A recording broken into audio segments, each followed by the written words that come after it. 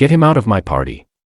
My cousin Marissa screamed at the staff, not knowing she was tossing out the hotel owner. I reminded her, you just booked my place for your birthday. She got dragged out in front of everyone. Hey, Reddit original post on April 19th. I've always tried to keep things peaceful with my extended family, especially my cousin, Marissa. She's the type of person who walks into a room and assumes the spotlight belongs to her. Loud, opinionated, and always flaunting her latest designer purse or some new skincare routine she swears is revolutionary. But despite the show she puts on, she's family and I tolerated her because that's what you do. I'm 35 now, and after grinding for over a decade, I finally bought my own hotel. A small boutique spot on the coast that's become popular for events and parties. I kept that part of my life fairly quiet with the extended family. Only my parents, siblings, and close friends knew. Not out of secrecy, just because I didn't want the attention. But a few months ago, Marissa found out. She came running with flattery and charm, asking if she could host her birthday party at my gorgeous hotel. I agreed. Business is business, and she paid for the package like anyone else would. I even threw in a few extras, better lighting, upgraded bar service, just to make the event go smoothly. That was my mistake. The party was a full-blown spectacle. Fake smiles, too loud music, and way too many influencers live streaming their plates of food. I mostly stayed in the background, managing things quietly with my staff. I dressed down, just jeans and a button-up, so no one really recognized me as the owner, which is exactly how I prefer it. That night, something happened that still plays in my mind like a slow-motion train wreck. I was walking out from the back office, talking to one of my bartenders about the tab arrangements, when I heard Marissa's voice echo across the room, loud, sharp, cutting. Who the hell let him in? She shrieked, pointing directly at one of my staff members. I froze. The guy she was pointing at, Miguel, is one of the kindest, most professional people I've ever hired. He was just checking the drink stations. But Marissa stormed toward him like he'd spit in her drink. Get him out of my party. She screamed, jabbing her manicured finger at him. You, security. Now, a couple of guests laughed nervously. Others turned to see what the fuss was. Miguel tried to explain, but she wasn't having it. She actually tried to shove him, like physically push him toward the exit. That's when I stepped in. Marissa, I said firmly but calmly. What do you think you're doing? She turned startled to see me there. He doesn't belong here. He's not even dressed right. I looked around. Everyone had gone quiet. That's Miguel, I said. He's on my staff. You know, staff of the hotel you rented. She looked confused. So he was just standing around. He looked shady. I took a breath and said clearly, for everyone to hear, you just tried to kick out one of my employees from my hotel. The one you rented for your party. Her eyes flickered. She opened her mouth but no words came out. I stepped closer. This entire place. I own it.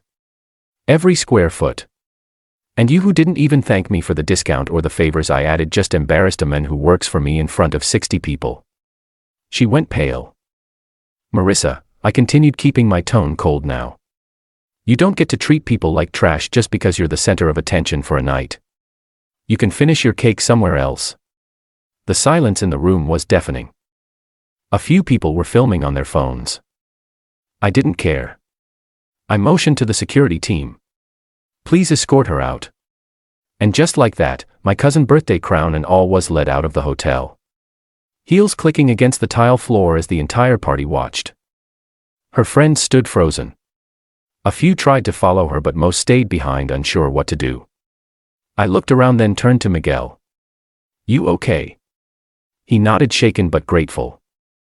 I told the staff to shut down the bar early and I gave everyone the night off, full pay. The remaining guests, I refunded their drinks and called it a night. What was supposed to be a quiet act of family support turned into a public lesson about entitlement and respect. But that was just the beginning. By the next morning, the entire family group chat was on fire. I woke up to 87 unread messages. Most of them variations of what happened last night, and you really kicked Marissa out of her own party. Some were more dramatic, calling me spiteful and power-hungry, as if I'd ruined Christmas and Thanksgiving in one fell swoop. Marissa, of course, had already posted a crying selfie to Instagram with the caption, "When your own blood humiliates you for clout." She left out the part about publicly screaming at one of my employees and trying to physically remove him from a party she didn't even bother to say thank you for. What stung wasn't her lies.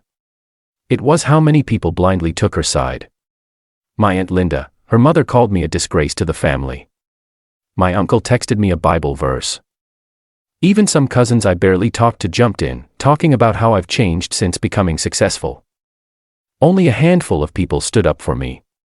My parents, my sister, and a couple of second cousins who'd seen the footage someone uploaded to TikTok. Yeah. Someone had filmed it, and it was already making the rounds with the caption, "Rich cousin kicks birthday girl out of his own hotel." The irony. Most of the comments were on my side. She tried to kick out an employee like she owned the place. Karma came fast. This dude handled it with class. I would have lost my mind. Entitled cousin gets booted. Love to see it.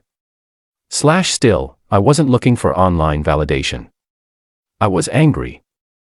Not because of the internet or the drama, but because I'd given Marissa an opportunity to celebrate in a place I built from the ground up, and she repaid it with cruelty and arrogance. And then it got worse. 3 days later, I got an email from the city. A noise complaint violation had been filed against my hotel. Then another, a formal complaint about unsafe catering conditions, all bogus. It didn't take long to figure out who was behind them. Marissa's boyfriend, James, had a friend who worked in the local licensing office. I pieced it together when someone anonymously emailed my hotel's public inbox a message that read, "You should think twice before embarrassing people who have connections." I was furious but not surprised. This wasn't just a tantrum anymore. It was a targeted campaign to make me pay. So I got smart. I didn't retaliate. I documented everything. Every false claim, every complaint, every email. I consulted a lawyer and sent out cease and desist letters to James and Marissa. I contacted the city and explained the situation with clear evidence. The city clerk, who thankfully wasn't part of their little scheme, looked into it and apologized personally for the inconvenience, but I wasn't done. That weekend, I hosted an open house event at my hotel, a charity gala with proceeds going to a local shelter. I invited press, influencers, local business owners. I gave a short speech about integrity in business and how we should treat staff like family. It made headlines. Local hotel owner shuts down entitlement with grace and gives back to community. I didn't name Marissa. I didn't have to. People already knew. Her reputation tanked. Brands she promoted on Instagram quietly pulled back. Some unfollowed her completely. Apparently, they didn't want to be associated with someone known for screaming at staff and trying to weaponize her social circle for revenge. As for my business, bookings doubled in the following month. A few people even asked if they could have their parties at the hotel that kicked out the spoiled cousin. But what surprised me most was what happened next. When Marissa reached out herself, she sent a voice note, not a text. Her tone was shaky, fragile, almost childlike. "I messed up," she said. "I thought I was just being assertive. I didn't realize how awful I sounded. I was embarrassed and I made it worse. I didn't mean for things to go this far." There was a pause. "I know you probably hate me. I don't blame you. But if there's any chance we can talk, I'd like to. I'm sorry." It threw me off completely. After weeks of venom, she sounded sincere. I didn't respond immediately. I sat with it. This wasn't just about business anymore. This was personal. Forgiveness is powerful, but so is accountability. I knew whatever I chose next, it would define not just our relationship, but how I carried myself from that point forward. I waited 3 days before replying to Marissa's voice note.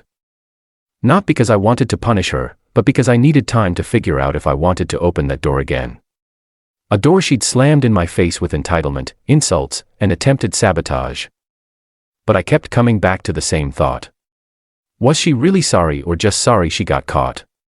Eventually, I replied with a simple text, "We can talk. One condition, no defensiveness, just honesty." She agreed. We met in a quiet lounge on the top floor of my hotel. The very same one she once claimed was too tacky for her aesthetic. The irony wasn't lost on either of us. Marissa walked in looking nothing like the Instagram persona she clung to. No flashy makeup, no curated outfit, just jeans, a hoodie, and swollen eyes. She sat down across from me and for a moment, she looked like the cousin I used to know when we were kids before filters and followers and fake personalities came into the picture. I don't even know where to start, she said quietly. Try the truth, I replied. She took a deep breath and laid it all out. Marissa admitted she let the attention go to her head. She'd built her online identity on always being in control, always being adored, and when things didn't go her way, especially in public, she panicked. She didn't want to feel powerless, so she lashed out, then doubled down. And when she saw people siding with me, she spiraled. I was cruel, she said, eyes glossy, and I dragged James into it. I thought if I made you look bad, I'd feel better, but I didn't. I just looked at myself one day and thought, God, who even are you? Then she surprised me. I've been seeing a therapist. She added. I've started going because I couldn't keep pretending that what I did was normal. I hurt someone who gave me everything. You didn't deserve that. None of your staff did. She pulled out an envelope and slid it across the table. What is this? An official statement retracting the complaints. Signed and notarized. I also emailed the city office. I needed to make it right. I opened it. It was legit. And James? I asked. Gone, she said. After the way he encouraged all of it, I realized he was just using me to build his own clout. I think he loved the drama more than me. For the first time in weeks, I saw something genuine in her regret. Yes. But also growth. Still, I wasn't gonna just sweep it under the rug. I appreciate the apology, I said, but I can't forget what happened. Trust takes time. You broke a lot of it. I know, she whispered. I don't expect you to forgive me overnight. I just wanted to say it to your face and mean it. And that was the moment I realized revenge wasn't always loud. Sometimes it looked like this. Someone finally seeing the wreckage they caused and trying to clean it up with their own hands. I didn't hug her. I didn't cry, but I nodded. And for now, that was enough. In the weeks that followed, things slowly settled. The family, sensing the winds had shifted, began softening their tone. A few even apologized for jumping to conclusions. Others stayed quiet, embarrassed they had believed Marissa's version of events so easily, but I didn't forget. I made a decision that would stick with me forever. No more hosting events for people who couldn't respect me. No more generosity without boundaries. No more letting family guilt me into silence when they crossed the line. I rebuilt my inner circle and it got smaller but stronger. I focused on my business, my real friends, and the people who showed me love even when it wasn't trending. As for Marissa, she took a break from social media. Last I heard, she started volunteering at a local shelter and signed up for a community leadership course. Maybe it was a PR move. Maybe it was real. Time would tell. But one thing was certain. She wasn't the same girl who tried to scream her way through my lobby, and I wasn't the same guy who stayed silent to keep the peace. Sometimes, it takes one explosive party to burn everything fake down. But from the ashes, you get to rebuild something real.